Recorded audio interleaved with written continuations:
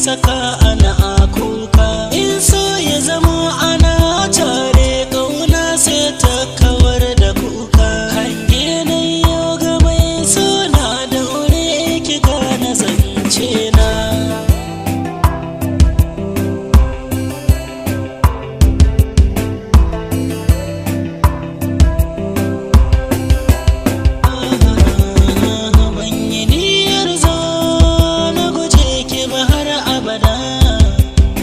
So da ke na kwallo mu je gaba yar baba. Rayuwar da muke ciki ni ban kushe ba. Ko ina kika je na gare ki ta hakuna mai tsoro.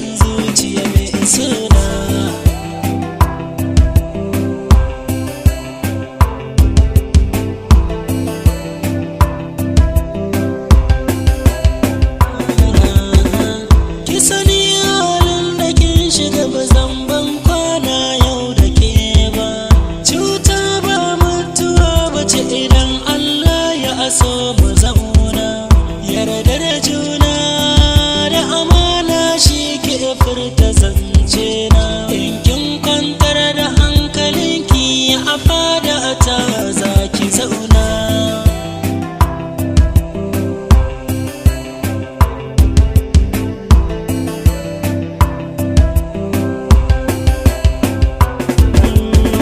Har idan so gaskiya ne alƙawari ne kika yi min.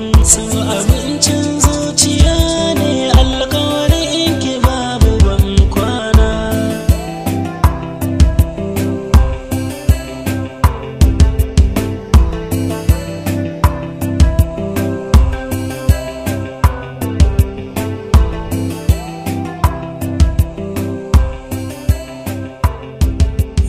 So abincin